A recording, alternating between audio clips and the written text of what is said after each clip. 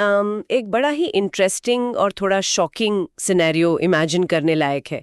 जैसे एक joint family का मुखिया यानी फादर अपनी पुश्तैनी एग्रीकल्चरल जमीन बेचने का फैसला करता है, और रीजन क्या है? उसे अपनी 2 बेटियों की शादी का खर्चा उठाना है। हाँ, और सोसाइटी के नजरिए से देखा जाए तो ये एक बहुत ही नोबल और जरूरी कदम लगता है। एक फादर अपनी ड्यूटी पूरी कर रहा है। एग्जैक्टली। लेकिन जब ये मामला कोर्ट में पहुंचता है तो कोर्ट इस पूरे लैंड सेल को कंप्लीटली इलीगल डिक्लेयर कर देता है। पूरा ट्रांजैक्शन कैंसिल हो जाता है। और उसका लीगल रीजन बहुत ही स्ट्राइकिंग था। कोर्ट ने नोट किया कि जिन बेटियों की शादी हो रही थी वो लीगली माइनर थी, नाबालिग थी। राइट, और चाइल्ड मैरिज लॉ के हिसाब से एक क्राइम है। तो कोर्ट का पॉइंट ये था कि जो एक्ट अपने आप में एक ऑफेंस है, उसे फंड करने के लिए एंसेस्ट्रल प्रॉपर्टी को बेचना कोई लीगल नेसेसिटी नहीं हो सकती। बिल्कुल सही। ये एक परफेक्टली क्लासिक एग्जाम्पल है जो ये बताता है कि प्रॉपर्टी, फैमिली ऑब्लिगेशंस और लॉ आपस में किस तरह गूंदे हुए हैं। तो इस डीप डाइव का जो कोर फोकस है ना, वो यही कॉम्प्लेक्स मैकेनिज्म है, जिसे लीगल टर्म्स में alienation of joint family property कहा जाता है। आसान शब्दों में कहें तो जॉइंट फैमिली की पुश्तैनी जमीन या घर को बेचना, ट्रांसफर करना या उसे गिरवी रखना। और इस विषय को समझने के लिए हमारे पास बहुत ही सॉलिड सोर्सेस हैं। हिंदू लॉ के हिस्टोरिकल प्रिंसिपल से लेकर the Hindu gains of learning act 1930 तक। हाँ, और उसके साथ सुप्रीम कोर्ट के कुछ लैंडमार्क जजमेंट्स भी हैं, जैसे विनीता शर्मा केस और देवकिशन केस, जिसकी हमने अभी बात की। तो आज का मिशन एकदम क्लियर है। ये समझना कि एंसेस्ट्रल प्रॉपर्टी का असली मालिक आखिर कौन है, फैमिली का मुखिया किन स्ट्रिक्ट कंडीशंस के अंदर उसे बेच सकता है, और अगर कोई इलीगल सेल होती है तो बाकी फैमिली मेंबर्स के पास क्या राइट्स होते हैं। और वो भी बिना किसी हैवी लीगल जार्गन के। इस एंटायर फ्रेमवर्क के हाउ और वाई को हम मिलकर अनपैक करेंगे। इस प्रोसेस को समझने के लिए ना, सबसे पहले उस बेसिक स्ट्रक्चर को समझना होगा जिस पर ये पूरी लीगल बिल्डिंग खड़ी है। मेरा मतलब है हिंदू जॉइंट फैमिली और कोपार्सनरी से। देखिए, इंडिया में हिंदू लॉ को historically 2 major schools of thought में डिवाइड किया गया है, दायाभागा और मिताक्षरा। और दायाभागा स्कूल मेनली बंगाल और असम के कुछ हिस्सों में फॉलो किया जाता है, राइट? हाँ, और इसका कॉन्सेप्ट बहुत स्ट्रेट फॉरवर्ड है। जब तक फादर जिंदा है, उसकी प्रॉपर्टी पर किसी भी बेटे या बेटी का कोई लीगल राइट नहीं होता। अच्छा, यानी फादर एब्सोल्यूट ओनर होता है। बिल्कुल। बच्चों को प्रॉपर्टी में हिस्सा सिर्फ फादर की डेथ के बाद ही मिलता है, इनहेरिटेंस के रूप में। लेकिन इंडिया के बाकी हिस्सों में जिस स्कूल का डोमिनेंस है वो है मिताक्षरा। और मिताक्षरा का फंडामेंटल प्रिंसिपल इससे एकदम अलग है। यहाँ कॉन्सेप्ट चलता है राइट बाय बर्थ का, जिसे लॉ की भाषा में अनअब्स्ट्रक्टेड हेरिटेज या अप्रतिबंधा दाया कहते हैं। जिसका सीधा सा मतलब ये है कि जैसे ही एक बच्चा फैमिली में पैदा होता है, अपनी पहली सांस लेता है, उसी पल उसका एंसेस्ट्रल प्रॉपर्टी में राइट लीगली लॉक हो जाता है। एग्जैक्टली। और इस राइट के बीच में कोई ऑब्स्ट्रक्शन नहीं होता। फादर खुद भी चाहे तो अपने बच्चे को उस एंसेस्ट्रल शेयर से बेदखल नहीं कर सकता। वेट, मतलब एक विल या वसीयत बनाकर भी इस बर्थ राइट को खत्म नहीं किया जा सकता? नहीं, बिल्कुल नहीं। वो राइट बाय बर्थ है तो वो रहेगा। अब यहाँ एक क्रिटिकल डिस्टिंक्शन समझना बहुत जरूरी है, जॉइंट फैमिली और को-पार्सनरी के बीच का फर्क। इसको मैं एक जायंट अम्ब्रेला की एनालॉजी से समझना पसंद करती हूँ। Umbrella analogy? ये इंटरेस्टिंग लग रहा है, बताइए। तो हिंदू जॉइंट फैमिली वो बड़ा सा छाता है जिसके नीचे एक ही लिनियज के बहुत सारे लोग आते हैं। इस अम्ब्रेला के नीचे दूर के रिलेटिव्स हो सकते हैं, अनमैरिड डॉटर्स हो सकती हैं, विडोज हो सकती हैं, या फैमिली की बहुएं हो सकती हैं। राइट। इन सभी मेंबर्स को इस छाते के नीचे शेल्टर मिलता है, यानी इन्हें जॉइंट फंड से मेंटेनेंस और सपोर्ट पाने का लीगल राइट होता है। पर को-पार्सनरी एक बहुत ही एक्सक्लूसिव छोटा ग्रुप है इस अम्ब्रेला के अंदर। को-पार्सनरी उन लोगों का ग्रुप है जिनके हाथ में एक्चुअली इस छाते का हैंडल होता है। ये एनालॉजी बहुत एक्यूरेट है, क्योंकि ये वो लोग हैं जो सिर्फ मेंटेनेंस पर डिपेंडेंट नहीं है, उनका प्रॉपर्टी में सॉलिड ओनरशिप शेयर होता है। तो इस अम्ब्रेला का हैंडल पकड़ने का राइट बहुत ही रिस्ट्रिक्टेड था। सिर्फ 4 जनरेशंस तक के मेल्स, फादर, सन, ग्रैंडसन और ग्रेट ग्रैंडसन ही को-पार्टनर्स माने जाते थे। तो बेटियां जॉइंट फैमिली का हिस्सा जरूर थीं, उनकी शादी और मेंटेनेंस का खर्चा जॉइंट प्रॉपर्टी से निकलता था, लेकिन वो को-पार्टनर नहीं थी। हाँ, और वो पार्टीशन की डिमांड भी नहीं कर सकती थी। लेकिन लॉ हमेशा सोसाइटी के साथ इवॉल्व करता है। 2005 में हिंदू सक्सेशन एक्ट में एक मैसिव अमेंडमेंट लाया गया ओह यस। और बाद में 2020 के Vanita Sharma versus Rakesh Sharma supreme court judgement ने इस सेंचुरीज ओल्ड पेट्रियार्कल सिस्टम को कंप्लीटली डिसमेंटल कर दिया। सहीगा। जजमेंट ने ये क्लियर कर दिया कि डॉटर्स भी सन्स की तरह बाय बर्थ को पार्टनर्स होते हैं। उनके राइट्स, उनकी लायबिलिटीज और उनका शेयर एग्जैक्टली बेटों के बराबर होता है। ये सिर्फ एक लीगल रूल नहीं था, बल्कि सोशल इक्वालिटी की तरफ एक मॉन्यूमेंटल शिफ्ट था, जहां उस अम्ब्रेला का हैंडल आखिरकार सभी के हाथों में इक्वली दे दिया गया। बिल्कुल। तो अब जब ये क्लियर है कि मालिक कौन है, यानी को पार्टनर्स, तो अगला बड़ा लॉजिकल क्वेश्चन ये है कि आखिर किस टाइप की प्रॉपर्टी पर इन ओनर्स का राइट बनता है। ये बहुत वैलिड पॉइंट है, क्योंकि एक इंसान अपनी लाइफ में कई तरह की प्रॉपर्टीज होल्ड करता है।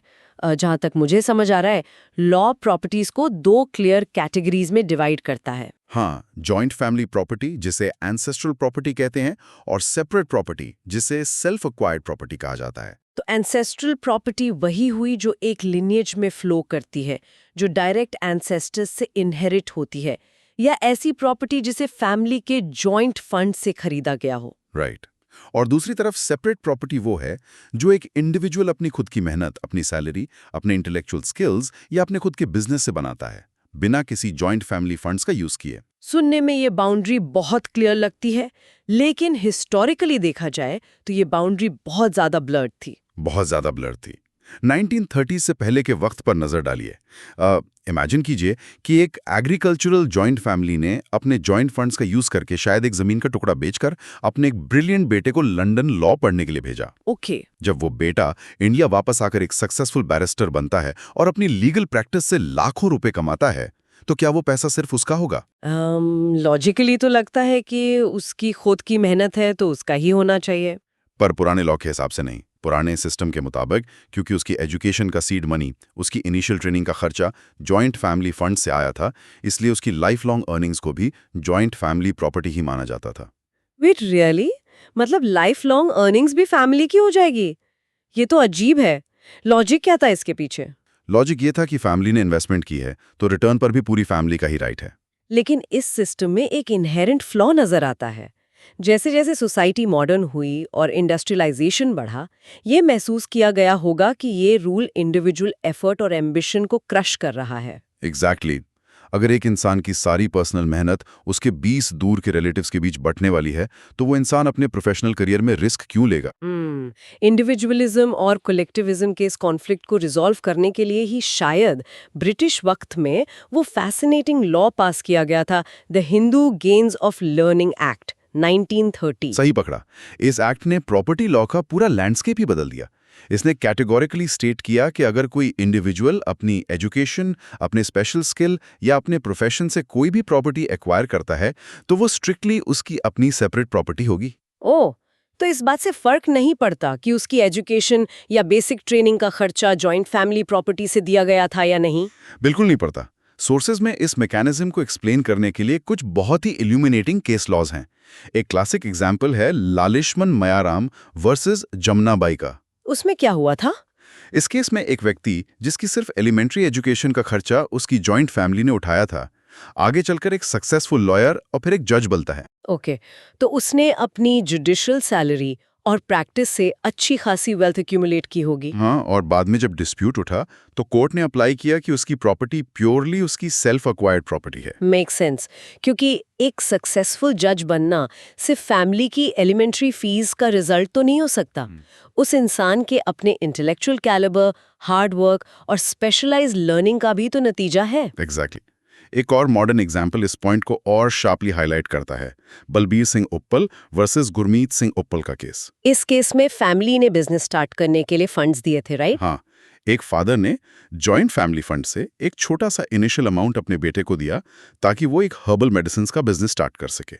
बेटा उस बिजनेस को एक मैसिव एम्पायर में ग्रो कर देता है। तो जब प्रॉपर्टी डिवीजन की बात आई होगी तो फैमिली ने क्लेम किया होगा कि क्योंकि सीड मनी एंसेस्ट्रल था, इसलिए पूरा हर्बल बिजनेस जॉइंट प्रॉपर्टी है। बिल्कुल वही क्लेम हुआ, लेकिन कोर्ट्स रियलिटी को डीपर लेवल पर देखते हैं। कोर्ट ने नोट किया कि उस बिजनेस का मैसिव सक्सेस उस इनिशियल कैपिटल से ज्यादा उस बेटे के पर्सनल हर्बल नॉलेज और उसकी इंडिविजुअल बिजनेस स्ट्रैटेजीज पर बेस्ड था। वाओ, इसलिए बिजनेस की प्राइमरी वैल्यूज की सेपरेट प्रॉपर्टी मानी गई। इस लॉ ने इंश्योर किया कि फैमिली का सपोर्ट होने के बावजूद ह्यूमन कैपिटल पर पूरी तरह से इंडिविजुअल का ही राइट होता है। सही कहा। अब यहाँ एक बहुत इंटरेस्टिंग डाइवर्जेंस क्रिएट होता है। एक तरफ इंडिविजुअल्स अपनी सेल्फ एक्वायर्ड प्रॉपर्टी बना रहे हैं, लेकिन दूसरी तरफ वो एक मैसिव एंसेस्ट्रल प्रॉपर्टी पूल का हिस्सा भी है जिसमें उनका राइट बाय बर्थ है। एग्जैक्टली। अब सोचिए, जब एक बिजनेस या प्रॉपर्टी के इतने सारे मालिक या को पार्टनर्स होते हैं जिसमें न्यूबॉर्न बेबी से लेकर 80 साल के बुजुर्ग तक शामिल हैं, तो उस प्रॉपर्टी को मैनेज कैसे किया जाए? तो ये तो बहुत केओटिक हो जाएगा। अगर एक छोटी सी एग्रीकल्चरल डील करने के लिए भी 15 को पार्टनर्स की रिटन कंसेंट चाहिए हो तो सिस्टम पैरालाइज हो जाएगा ना। डिसीजन मेकिंग तो रुक ही जाएगी। बिल्कुल रुक जाएगी। और यहाँ इस डेडलॉक को तोड़ने के लिए लॉ एक पावरफुल एंटिटी को रिकॉग्नाइज करता है, द कर्ता। द कर्ता। कर्ता हिंदू जॉइंट फैमिली का अल्टीमेट पावर सेंटर होता है। कर्ता को एक नॉर्मल एजेंट या पार्टनर समझना एक लीगल मिस्टेक होगी। हाँ, क्योंकि कर्ता पोजीशन में सबसे सीनियर मेंबर होता है और उसका बाकी फैमिली के साथ रिलेशन एक फिड्यूशरी रिलेशन होता है, यानी प्योर ट्रस्ट और गुड फेथ पर बेस्ड रिलेशन। जैसे एक सीईओ कंपनी के डेली ऑपरेशंस को स्मूथली चलाने के लिए हर छोटी बात पर बोर्ड ऑफ डायरेक्टर्स के पास नहीं जाता, वैसे ही कर्ता के पास बहुत पावर होती है। फैमिली प्रॉपर्टी को मैनेज करने, इनकम को कलेक्ट करने और एक्सपेंडिचर डिसाइड करने की इमेंस डिस्क्रेशनरी पावर्स। हाँ, वो डिसाइड करता है कि इनकम का कितना हिस्सा फैमिली के किस मेंबर की एजुकेशन पर या मेडिकल बिल्स पर या घर की रिपेयर्स पर खर्च होगा। और जब तक कर्ता कोई फ्रॉड, मिसएप्रोप्रिएशन या पैसे का गबन नहीं कर रहा है, तब तक को पार्टनर्स उससे हर क्वार्टर में आइटमाइज एक्सपेंस रिपोर्ट या बैलेंस शीट मांगने का राइट नहीं रखते। बिल्कुल। ये power of management completely centralised होती है। हिस्टोरिकल कॉन्टेक्स्ट में पेट्रियार्कल सेटअप के कारण कर्ता हमेशा फैमिली का सबसे सीनियर मेल मेंबर ही होता था। लेकिन यहाँ भी लॉ की प्रोग्रेस देखिए।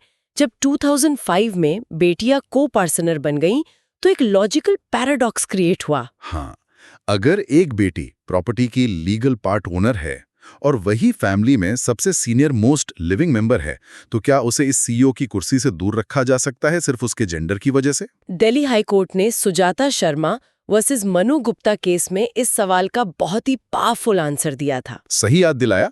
कोर्ट ने प्योरली लॉजिकल मैकेनिज्म यूज किया। जब एक फीमेल को पार्टनर हो सकती है, उसके पास पार्टीशन डिमांड करने का राइट है, तो उसे कर्ता बनने से रोकने का कोई लीगल जस्टिफिकेशन बचता ही नहीं है। इस जजमेंट ने कंप्लीटली क्लियर कर दिया कि एल्डेस्ट डॉटर या फीमेल को पार्टनर बिल्कुल फैमिली की कर्ता बन सकती है और उस सीईओ पोजीशन की सभी मैनेजमेंट पावर्स को एक्सरसाइज कर सकती है। राइट। अब आते हैं इस विश्लेषण के सबसे एक्सप्लोसिव और कॉम्प्लेक्स सेक्शन पर। कर्ता पावर में है, कर्ता सीईओ है, इनकम स्पेंड करने की पावर उसके पास है। लेकिन मेरा एक सवाल है, क्या ये कर्ता अपनी मर्जी से उस एंसेस्ट्रल प्रॉपर्टी को सेल कर सकता है? क्या वो सीईओ अपनी पूरी कंपनी को अकेले बेच सकता है, यानी इंडिपेंडेंटली एलियनेशन कर सकता है? यहाँ आकर लॉ एकदम स्ट्रिक्ट हो जाता है। कर्ता के पास डेली मैनेजमेंट की आज़ादी है, लेकिन जब बात कोर एसेट यानी एंसेस्ट्रल प्रॉपर्टी को एलियनेट करने की आती है, जैसे बेचना, गिफ्ट करना या मॉर्गेज करने की, तो पावर्स सिविली रिस्ट्रिक्टेड हो जाती हैं। ओह, तो वो अपनी मर्जी से नहीं बेच सकता। लॉ क्लियरली स्टेट करता होगा कि कर्ता प्रॉपर्टी को एलियनेट तब तक नहीं कर सकता जब तक कुछ स्पेसिफिक कंडीशंस ना मीट हो। बिल्कुल। 3 बहुत ही स्पेसिफिक और नैरो लीगल कंडीशंस हैं। इसे आर्बिट्ररी डिसीजंस को ब्लॉक करने के लिए डिजाइन किया गया है। पहली और सबसे क्रिटिकल कंडीशन है आपातकाल, जिसे मॉडर्न लॉ में लीगल नेसेसिटी कहा जाता है। लीगल नेसेसिटी, इसे तो एक एब्सोल्यूट इमरजेंसी या फंडामेंटल रिक्वायरमेंट की तरह समझा जाना चाहिए, है ना? हाँ, ये ऐसी सिचुएशंस हैं जहां फैमिली को बचाने के लिए प्रॉपर्टी का एक हिस्सा बेचना मैंडेटरी हो जाता है। जैसे फैमिली पर कोई मैसिव डेट या कर्ज आ गया हो जिससे बाकी प्रॉपर्टी की कुर्की हो सकती हो, या फिर प्रॉपर्टी टैक्स डिफॉल्ट हो रहा हो, या किसी मेंबर को ऐसी सीरियस मेडिकल अटेंशन की जरूरत हो जो बिना प्रॉपर्टी बेचे अफोर्ड नहीं की जा सकती। एग्जैक्टली। लेकिन ये लीगल नेसेसिटी एक ब्लैंक चेक नहीं है। हर जरूरत लीगल नेसेसिटी नहीं होती। और यही पॉइंट उस इंट्रो वाले देव किशन केस को इतना फैसिनेटिंग बनाता है। हाँ, वहाँ कर्ता ने पुष्पानी जमीन को इसीलिए मॉर्गेज किया क्योंकि उसे अपनी माइनर डॉटर्स की शादी करनी थी। उसने आर्ग्यूमेंट दिया कि हिंदू लॉ और सोसाइटी में डॉटर्स की शादी करना फादर का एक पायस ऑब्लिगेशन है। पर कोर्ट ने मैकेनिज्म देखा। कोर्ट ने नोट किया कि चाइल्ड मैरिज रिस्ट्रेंट एक्ट के तहत इंडिया में एक पनिशेबल ऑफेंस है। तो रीजनिंग फ्लॉलेस थी। कोई भी एक्ट जो लॉ की नजरों में क्राइम है, उसे फैसिलिटेट करने के लिए किया गया एक्सपेंडिचर कभी भी लॉफुली नेसेसरी नहीं हो सकता। लॉ अपने ही एक स्टैट्यूट के थ्रू क्राइम को अलाउ करके दूसरे स्टैट्यूट में उसे सपोर्ट थोड़ी कर सकता है। सही कहा। इसलिए अंडर एज शादी के लिए एलियनेट की गई प्रॉपर्टी का ट्रांजैक्शन कंप्लीटली वॉइड और इलीगल डिक्लेयर कर दिया गया। अब दूसरी कंडीशन पर आते हैं जिसके तहत एलियनेशन अलाउड है। उसे कहते हैं कुटुंबार्थे, यानी benefit of the estate. Benefit of the estate, इसका मैकेनिज्म थोड़ा अलग लग रहा है। यहाँ फैमिली किसी ऐसी आग में नहीं जल रही है जिसे बुझाने के लिए इमरजेंसी कैश चाहिए। बिल्कुल, यहाँ बात हो रही है पॉजिटिव फाइनेंशियल इंजीनियरिंग की।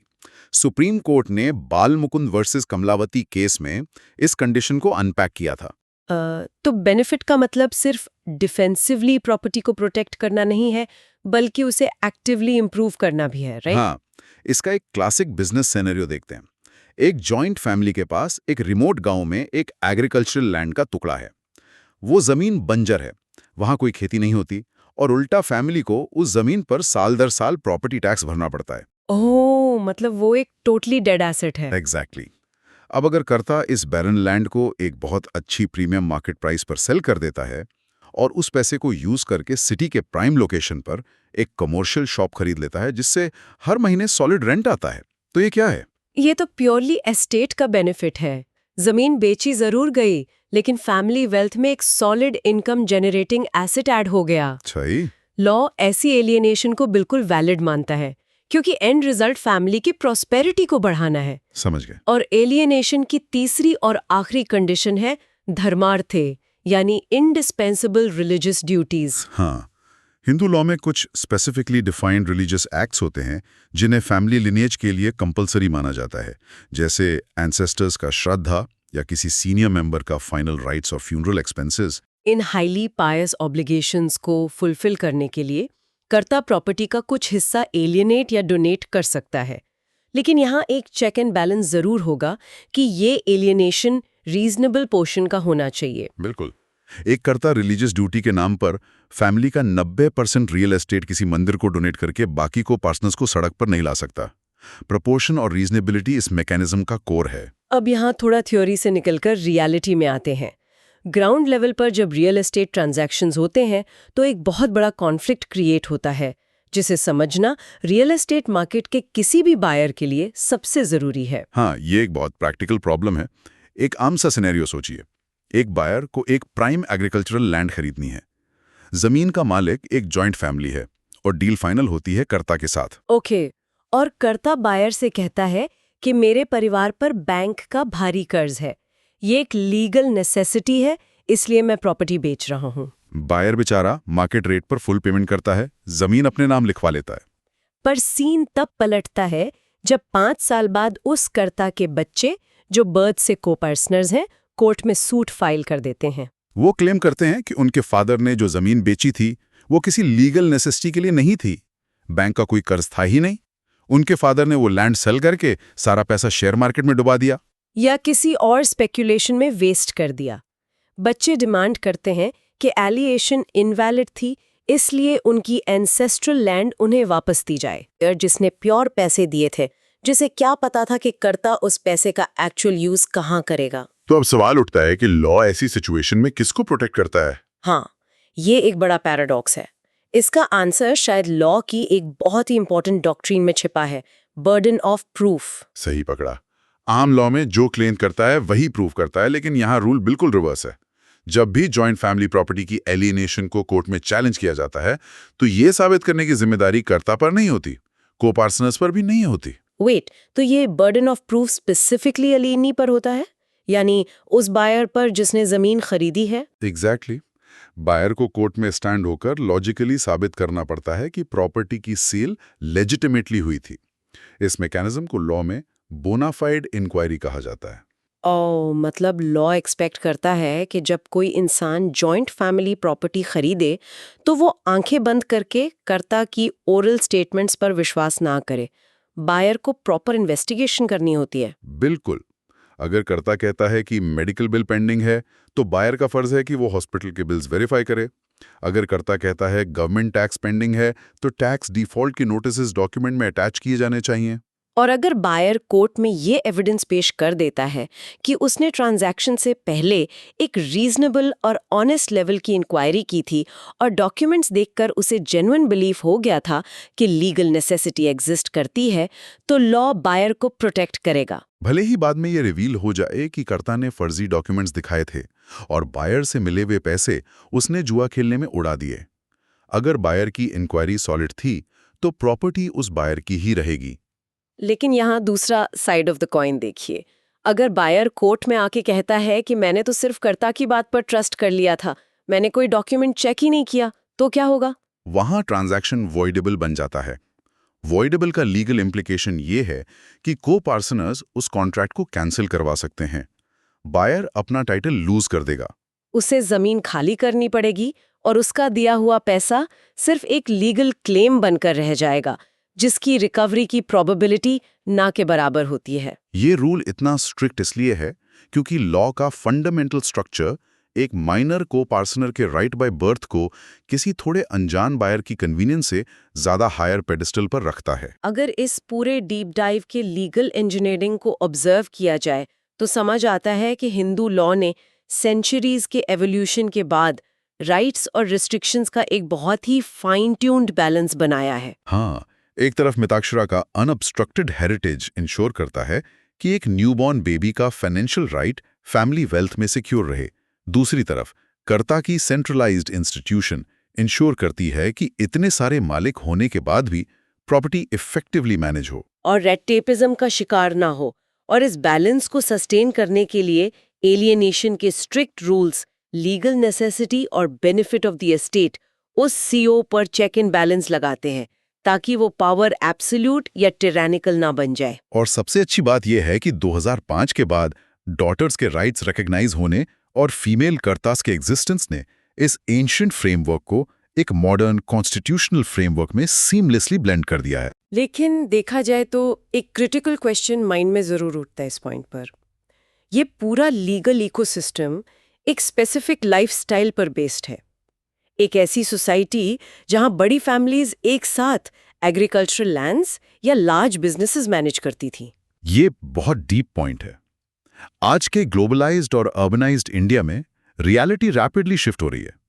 जॉइंट फैमिलीज अब न्यूक्लियर फैमिलीज में टूट रही हैं। वही ना, एक इंडिविजुअल अपने करियर के लिए दिल्ली शिफ्ट हो जाता है, उसका भाई मास्टर्स करने लंदन चला जाता है, बहन न्यूयॉर्क में सेटल्ड है और एजिंग पेरेंट्स होम टाउन में रह रहे हैं। तो ऐसे ज्योग्राफिकली स्कैटर्ड सिनेरियोज में जहां ह्यूमन कैपिटल यानी अपनी एजुकेशन और स्किल से जनरेट की गई सेपरेट प्रॉपर्टी का वॉल्यूम जॉइंट फैमिली प्रॉपर्टी के कंपैरिजन में एक्सपोनेंशियल रेट से बढ़ रहा है। तो वहां सोचने वाली बात यह है कि क्या आने वाले टाइम में कर्ता नाम की यह सेंट्रलाइज्ड मैनेजमेंट सिस्टम अपनी प्रैक्टिकल रेलेवेंस बचा पाएगी, या आने वाले कुछ दशकों में पार्टीशन और डिवीजन के कंटिन्यूअसली चलने वाले साइकिल्स इस जॉइंट फैमिली कॉन्सेप्ट को ही डिसमेंटल कर देंगे? ये एक बड़ा सवाल है।